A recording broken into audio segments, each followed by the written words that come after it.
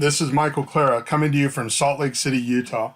I'm doing this PowerPoint presentation to a couple of legislators.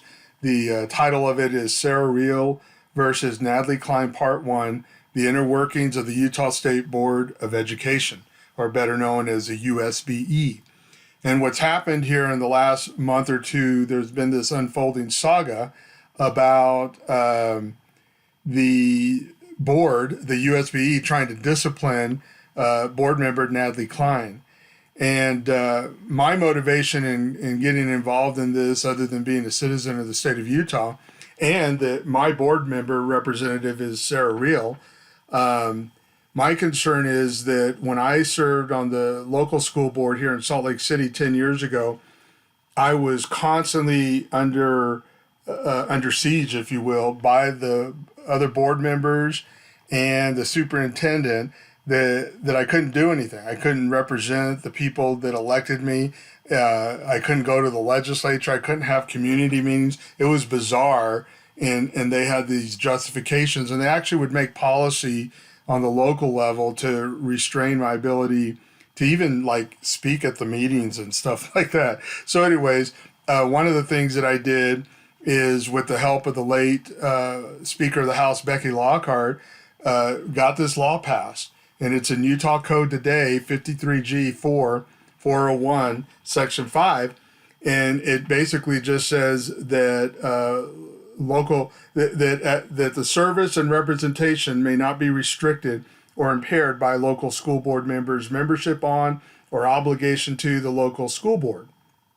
Because at the time, the board president and those in the leadership of the Utah School Board Association claimed that we're running around, and even told the legislators that I didn't have the authority to go speak to the legislators about educational issues unless I had permission of the board president. Legislators disagreed and passed this law. And it did kind of pave the way for me to be like any other elected official on a school board, city council, county council, or up at the legislature, that can freely speak and do things independent of their membership in this body.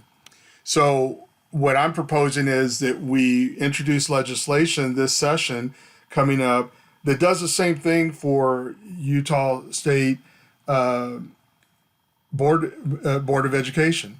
Here in the state of Utah, we have a 15-member board that's elected for 4-year terms. And what's happening is they're all ganging up on, at this point, at one particular board member because they don't like what she puts on social media or what she says. And I think they're just wasting a lot of time. And when you follow it, it looks like an episode of a cross between that show, what is it, Parks and Recreation, and The Office. That's how these people look when they operate. It's just it's funny to some degree, humorous and entertaining, but it's sad too. In this presentation, I'm going to bring up refer to the Government Records Access and Management Act here in the state of Utah. It's actually referred to as GRAMA by that acronym. And then there's a Utah Open and Public Meetings Act that I'll reference. And then within the context of their policy that they had created here in the Utah State Board of Education, Policy 2005, I'll refer to. So what happened back in July of 2023, Natalie Cline posted this on, I think it was on her Facebook. And it says, schools are not only complicit in grooming of children for sex trafficking, but they are aiding and abating this evil practice by giving kids easy access to explicit, unnatural, and twisted sexual content and brainwashing them into queer, gender-bending ideologies. Now, I get that people that don't care for that kind of a statement, and I understand that. What I take exception to is when the government tries to step in and regulate speech of an elected official or of a citizen, and that's where my issue's at. And I sympathize to some degree with Board Member Cline because I was in that position. I wasn't even bringing up issues I was just bringing up issues that had to do with my community and the west side of Salt Lake City. They were constantly shutting me down. Same thing here that I see going on is that there's no need for it. The board does not need to regulate the speech or the thoughts of another board member. And in this case, they even had a policy at the time that said not official USBE board position. She had to put that in there. I would have never done that. And I think in my day they tried to do something. I think they did actually. And I said, there's no way. You can't enforce it. I'm not doing it. I'm not going to put any statement or anything on there. And in fact, I think they'd made a policy, but then when that state law that I showed you came on, their policy was dead. So anyways, what happened was that there's this process they have here at the USBE that specifically on how to accept and investigate and make determination on complaints against individual board members. This is their policy.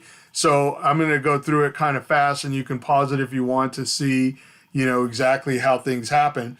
But this is a timeline that on the 7th of July, they began to receive complaints about this Facebook posting. And then by 7/11 of July, July 11th, this is the IA department. They call it the Internal Audit Department. And so in this case, they have this PA26 stands for preliminary analysis, and this one is preliminary analysis 26. So, and I'll go more into that. I'll show you a copy of it, but basically they completed their preliminary analysis, and this is out of this Internal Audit Department, completes the analysis on the 11th of July. And then on the 13th of July, by board policy, they send an email to Natalie Cline asking her to provide a response to the allegations. And then on the 31st of July and on August 3rd, the entire board met and meets in a closed-door meeting and made a determination that there was no wrongdoing by Natalie Cline on this particular accusation, and they made a statement to that effect on August 7th. So I'm not going to spend a lot of time. It's basically what I just said. Here's a policy that when they get a complaint, that the internal audit will do their thing, audit department, and then they give an analysis of what occurred, and they did their investigation from July 7 through 9 on this particular preliminary analysis. We call it 26, and then they referred it to board leadership, like the policy says. They end up saying that this Facebook posting here, member Cline's social media posts appear to express personal views and opinions related to public education, politics, legislation, in areas of concern. Member Cline also comments on or shares other social media posts. So they basically just say it's their personal view. It's not a violation of policy. Then what's required in the policy is that they ask board member Cline for her side of the story based on the allegations, and that occurred, like it says here, on July 13th. The attorney for the school board sends her an email asking her for, here's the allegations, and to give her an opportunity to respond. And he tells her that, get this in before the end of the month, because on August 3rd, the board is going to consider this in a closed door session and make a determination as to whether the allegations are going to be sustained or not. So they go through that process, and they, like I said in the timeline, on the 31st, they have a meeting, go into closed session. On August 3rd, they go into closed session, and they end up with not saying anything about the issue. And then on August 7th, they issue a press release saying that she's cleared, and according to policy, that in response to the discussion in executive session, so here in this case, a week later, they do a press release that Utah State Board of Education concludes personnel investigation. And the headline is, Utah State Board of Education concludes Natalie Cline investigation with no reprimands. So, and then here's the Salt Lake Tribune. Utah School Board member Natalie Cline cleared of wrongdoing in 3 investigations And I'll come back to this third investigation as we go on. So here we go. The purpose of this presentation. What happens is, the way I just explained it was following the policy. And if that's all there was, then nobody would have heard of this any further or thought that this was ever an issue. The problem that happened was on July 13th, there was a KSL radio breaking news comes on. And just to show you, this is where it's at in the timeline. That when they're following the policy and the internal audit department has completed on the 11th of July their analysis, and they hand that over to board leadership, and basically what they're saying is there is no policy violation.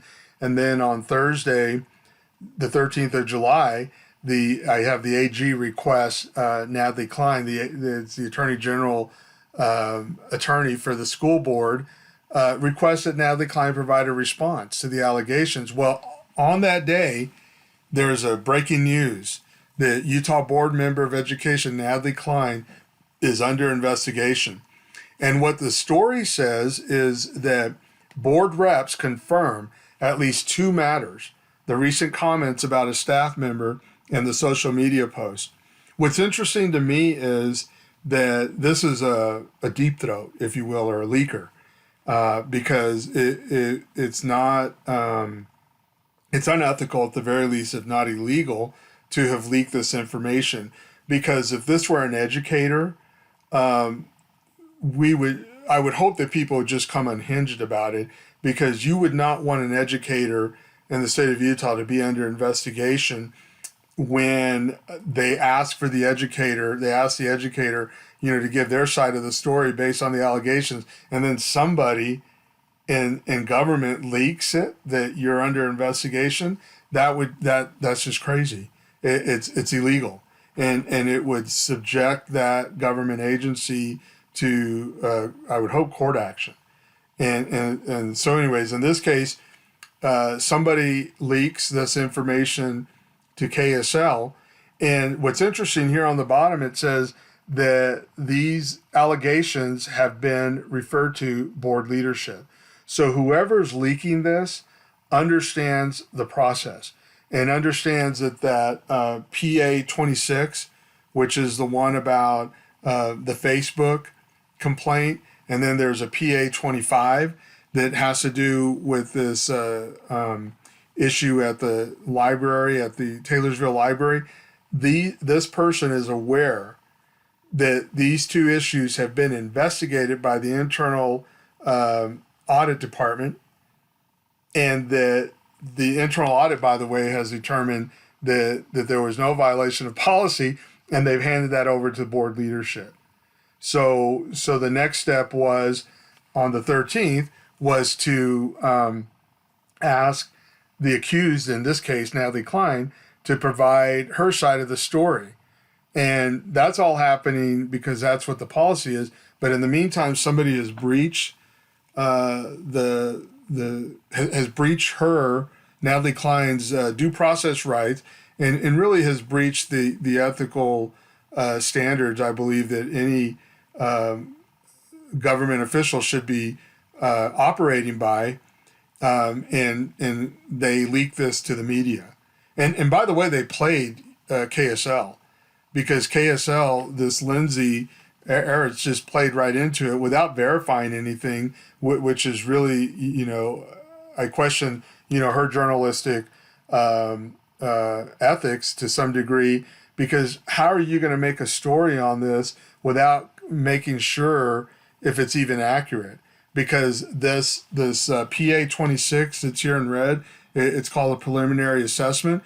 They had cleared Natalie Cline of any wrongdoing by policy, but yet whoever is leaking this to Lindsay, who knows what they told her, but they played her, and she went right for it and does this story without verifying if it was accurate or not.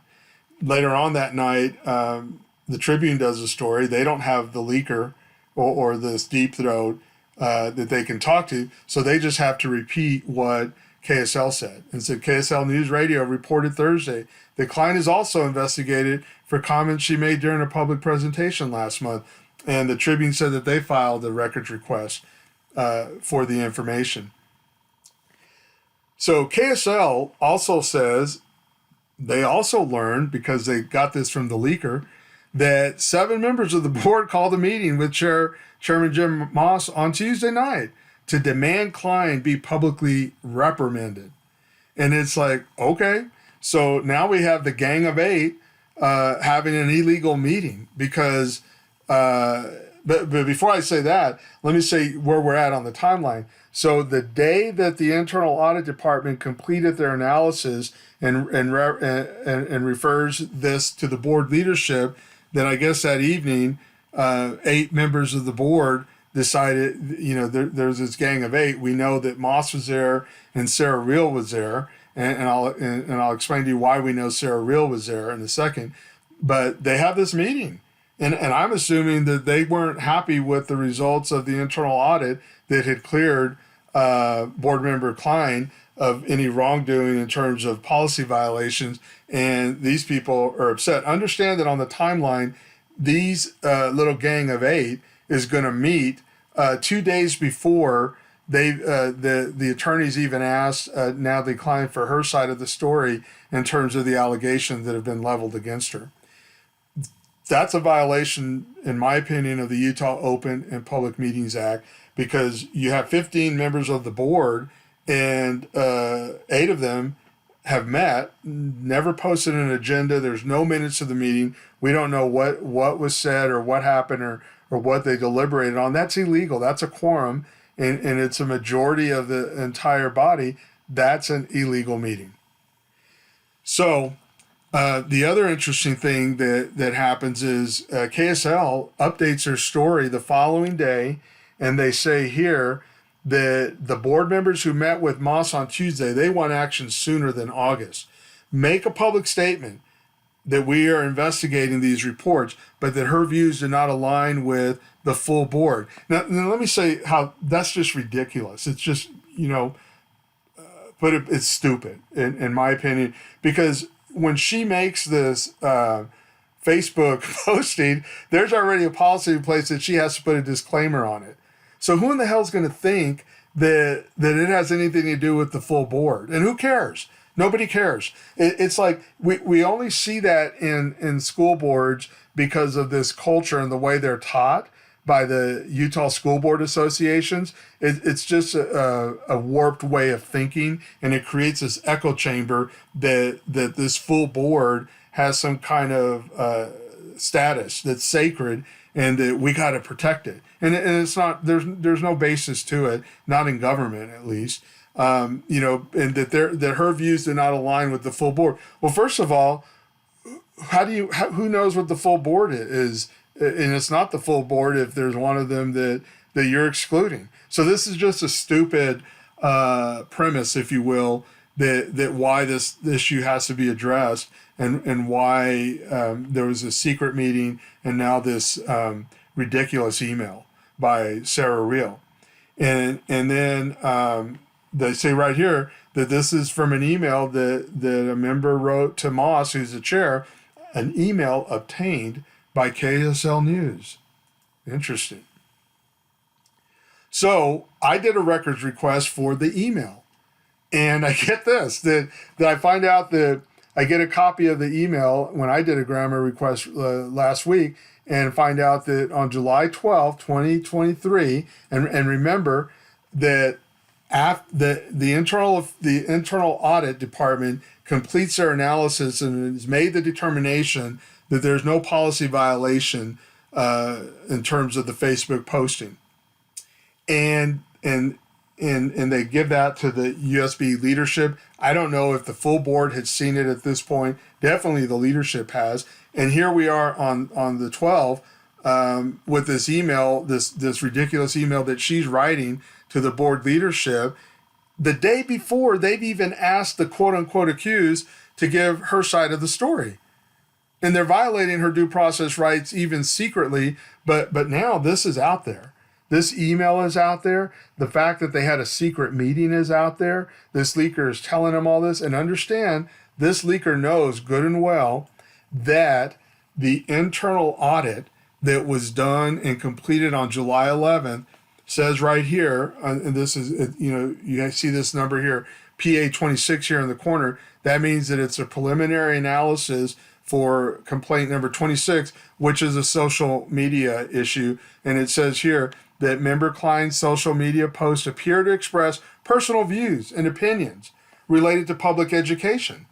So that's not a violation, but still, you have Sarah Reale sending this email to board leadership based on this secret meeting that they had the day before, like her hair's on fire and something needs to be done.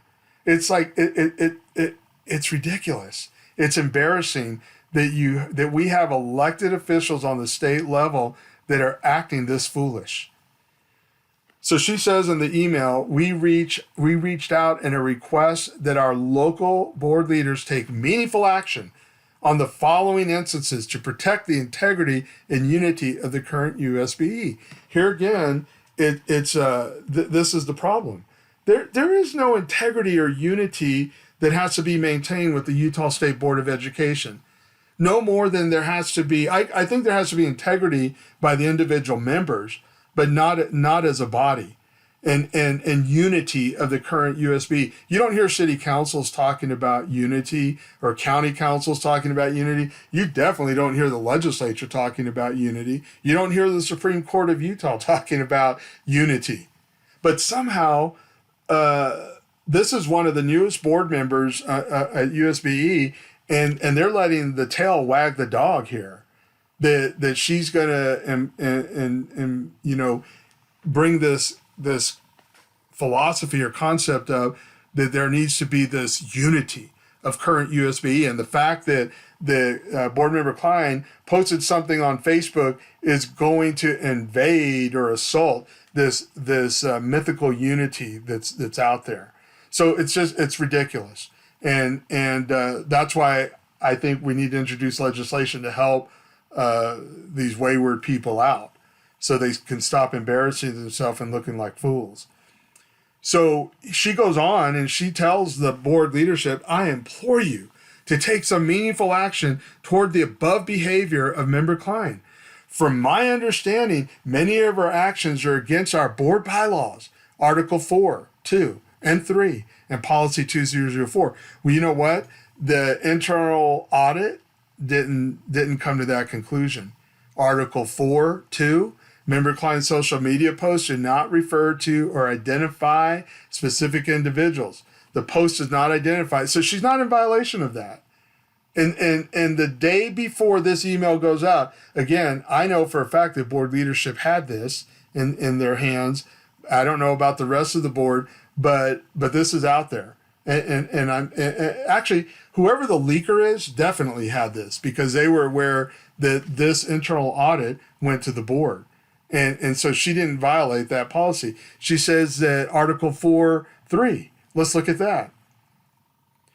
Here it is. Some complaints allege that member Cline's comments will result in harm to educators as well as the reputation of USBE in general. However, the internal audit did not find anything that would cause legal harm or risk. So again, there's no basis for what Sarah Reale is saying. And this is the danger of whatever echo chamber she's in, and is just so out of touch that she thinks that this is a problem, even though their own process, their own policy calls for an internal audit department to look this over and come up with some conclusions before they move on, has determined that that's not an issue. The last one she says here, by the way, that board policy 2004, section 12, I don't know, there is no section 12. That policy only has 3 sections. So now she's just making violations up.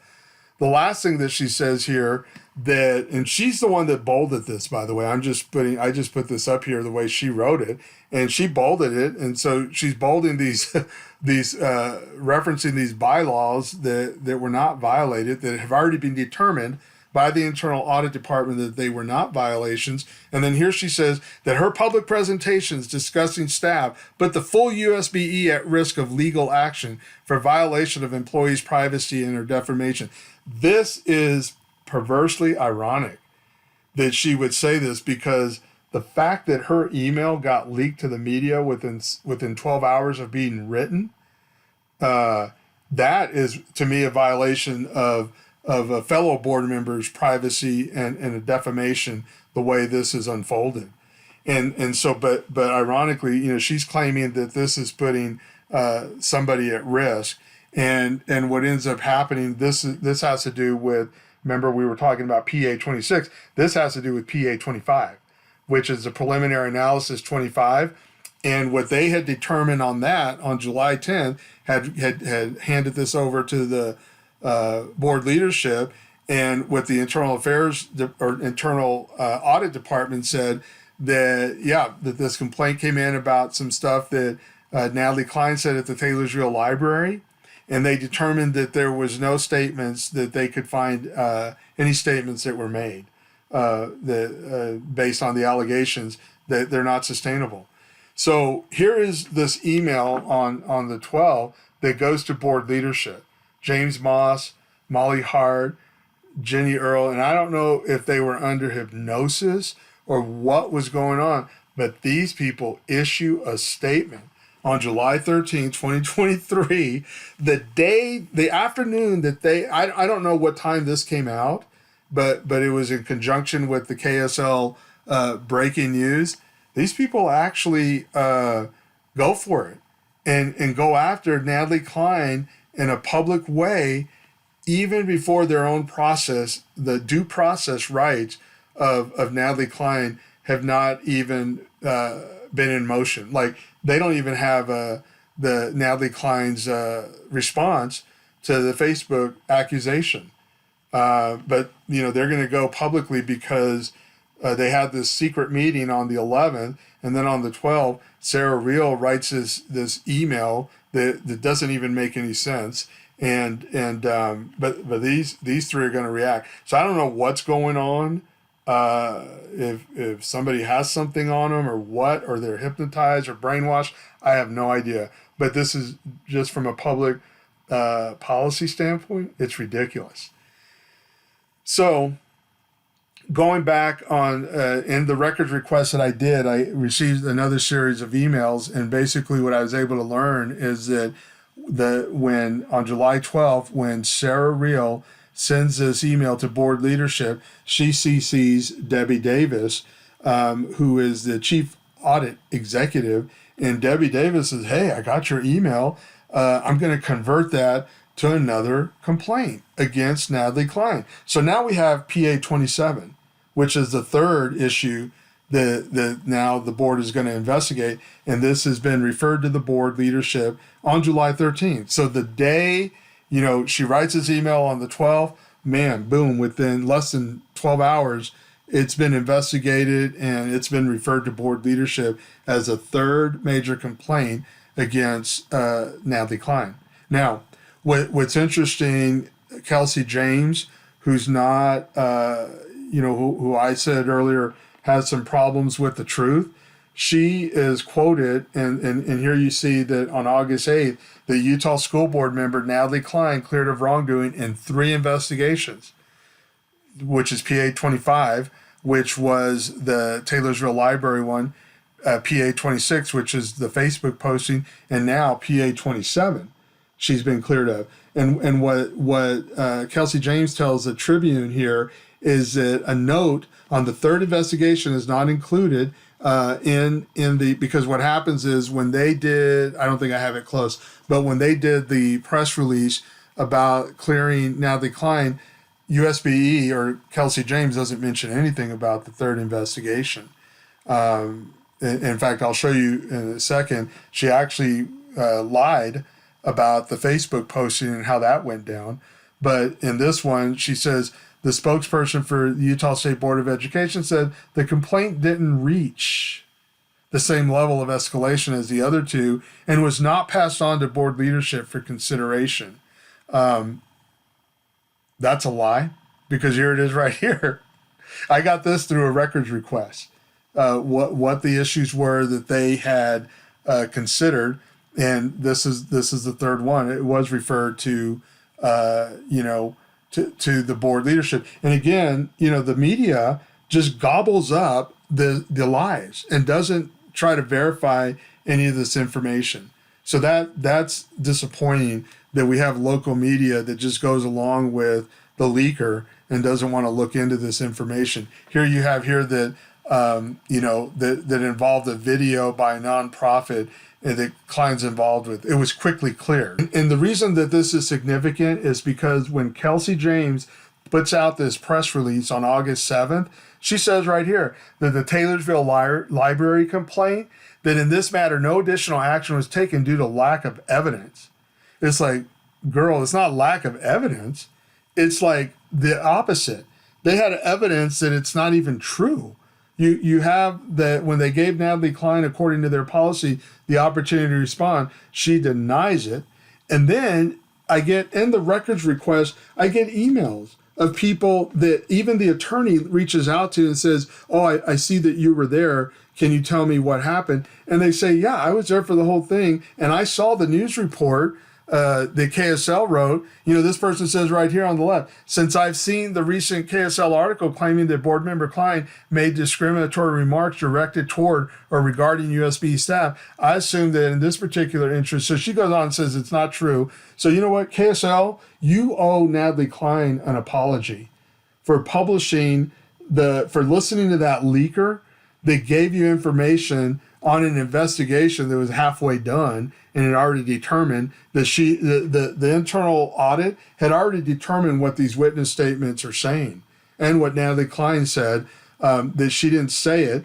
And that's what the internal audit says, made that determination. The witnesses say it, the accused say that it didn't happen. And then you have Kelsey James up here saying, that there wasn't sufficient evidence, lack of evidence. No, it's the opposite. There was overwhelming evidence that it didn't even happen, but because Sarah Reale said it happened and needed to be investigated, then everybody I guess is blind to the truth of the matter. So August 7th, okay, everything's cleared up. Utah State Board of Education concludes Natalie Cline investigation with no reprimands. No, we're not done. It's like one of those infomercials. There's more. On August 12th, two members of the board, Brent Strait and Leanne Woods, sends out an email, and it posted on social media that board leadership announced that completion of internal investigation that occurred over the last few weeks regarding a member of the Utah State Board. And these guys, what they're going to do is, number one, they're going to tell us what happened in the closed door meeting. They're going to actually tell us that in the closed door meeting that when it came to the Facebook investigation, Facebook posting investigation, that the board considered it in two executive sessions in the closed door meeting. Now, the issue that I have that concerns me that with that is that they're disclosing information that's contrary to what Kelsey James told us. Kelsey James on August 7th says that the library issue at Taylorsville Library complaint, that was considered in both of the executive sessions on July 31st and August 3rd, I believe it was. And then on the Facebook issue, she implies that none of that happened, that they just went with the statement that the board leadership made on July 13th and that nothing happened. This letter says otherwise. It says that out of the 9 specific areas in the preliminary analysis, board leadership found 3 areas that they believe needed further review. And so let me do a close-up of this, how they say it. So understand the internal audit had cleared board member Cline of any wrongdoing in terms of policy violation. The board goes in 2 executive sessions and makes a determination that she did, that they weren't going to act on or issue any kind of disciplinary action towards her. But these 2 are going to tell us no. And they tell us that, hey, that in our opinion, she violated bylaw Article 5 4A. Well, okay. Then why do you have an internal audit process that says she didn't? That many of the complaints allege that the information shared by board member Cline is inaccurate and promotes false information. Member Cline shared personal opinions and beliefs. So it's not a violation. Okay, you can have your opinion, but my concern is that if the internal audit says it's not a violation, the entire board as a body did not conclude that it was a violation, but you guys are still going to besmirch the name of your fellow board member Cline and say that it was, even though you have no basis for it whatsoever. It's ridiculous. And the internal audit had cleared her of that, and it's pretty specific. So what's the basis of you saying that? So to me, those actions are a violation of Utah Open and Public Meetings Act. So the other thing that these two tell us is that a joint letter by individual members will be released to the public. However, so it's like, what? So based on the information provided us, the board did not move forward with anything. Okay, that's your role, and that's your policy. That's where you make a decision. You come out of closed session, go into public session. It's right there on the agenda, action item. You took no action, and you tell us that you didn't. But outside of policy, there's some joint letter by individual members that will be released to the public. So I did a records request for that, and there's more. I get a copy of this letter that no one has seen. And it's dated August 11th. It's signed by all the members. It's signed by the leadership, and then the members of the board are all on this except 3. And I'm not going to read it because it's again, it's one of those episodes on Park and Recreation that's just, it's funny.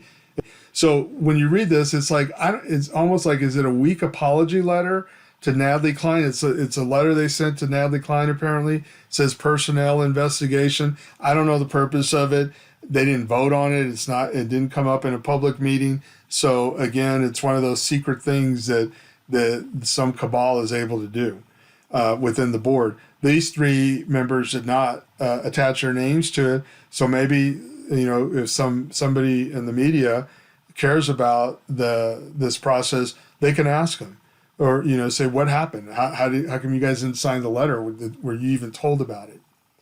So I was almost done with this today and going to say, you know what?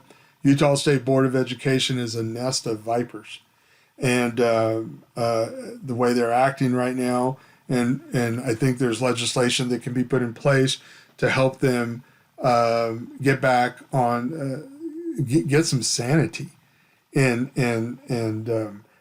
start acting like elected officials.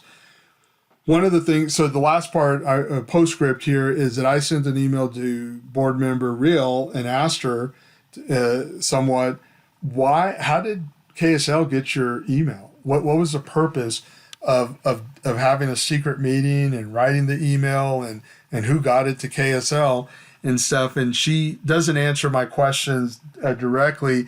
She just says, Michael, and she sent this to me, I guess, last Thursday, I'm not sure of your intentions, but since you served as an elected official, all of my USBE emails are public, and journalists have the freedom and right to grant a request. Oh, okay.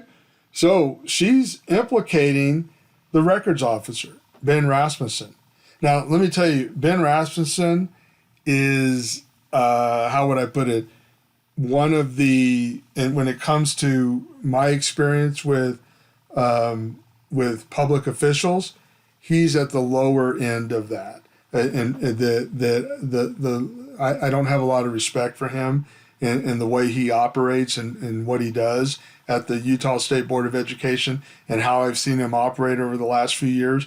I don't have a lot of respect for him at all.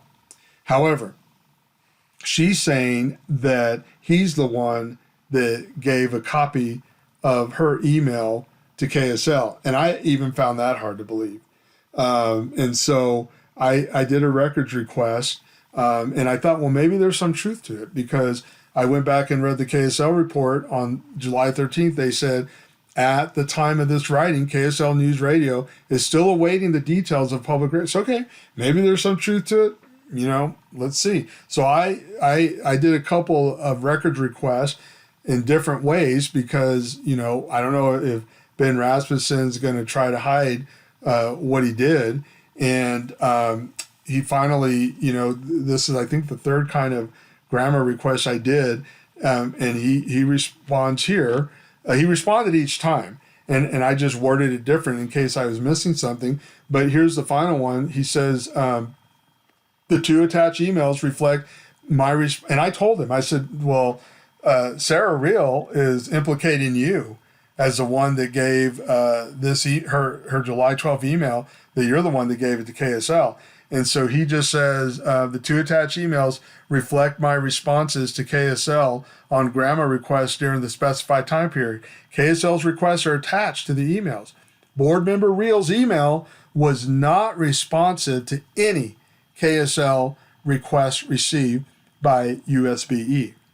And I'm gonna believe him on that. So, I look at what happened here. He gave me a copy of the records that I requested. KSL understand that her letter comes out, or her email comes out on July 12th over here on the right at 7:11 p.m. Not 12 hours later, KSL is doing a records request for all the complaints that have been filed against Natalie Cline since January 1, 2021. So, again, because we know that the story that came out the day after, or on July 13th, later in the afternoon, was all based on the email that Sarah Reale had written the previous day to board leadership. And here is the response that the records officer back in July, on July 14th at 12:29 p.m., responded to KSL and said, here's all the complaints that have been looked into.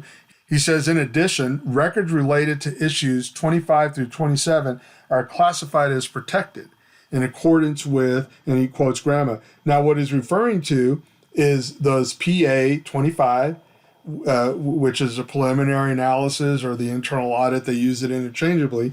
The PA 25, which is the Taylorsville Library one. PA 26, which is the Facebook posting one. PA 27 is the one that was generated out of the July 12 email and the complaint by Sarah Reale herself. He says these are classified as protected in accordance with the GRAMA, as the board's investigative process under Board Policy 2005 is still pending. So, like back in the day, we would say, oh, snaps. Because Sarah Reale accused this man of giving that email, her email, to KSL. I don't think that happened. So, again, within 12 hours of this email being written, we know KSL knows the full contents of it. So it's Jenny Earle, James Moss, Molly Hart, Sidney Dixon, the superintendent, Brian Quisenberry, the attorney, Debbie Davis, who's the audit person, Kelsey James is the PIO, or is it Sarah Reale? Somebody on this email gave that to KSL, and it should be looked into.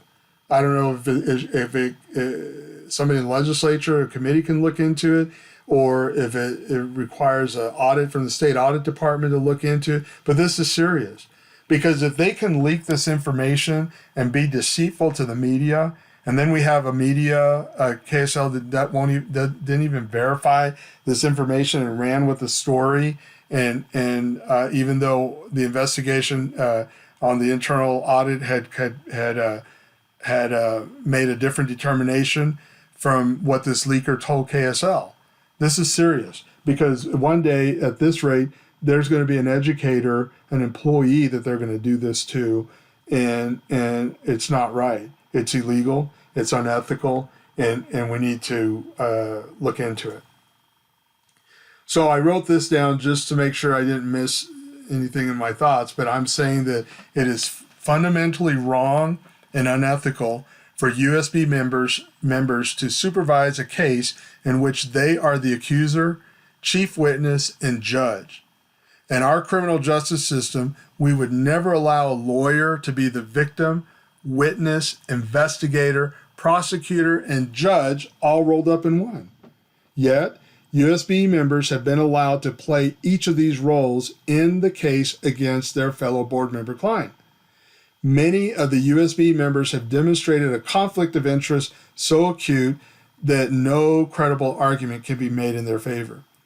It is perversely ironic that in the face of these conflicts of interest, they still could not find that board member Cline was in violation of board policy or law. So I end where I began, that just like what happened 10 years ago under the leadership of the late Becky Lockhart, who's the Speaker of the House, we were able to pass a law that protected local school board members from going after each other like a rabid pack of dogs.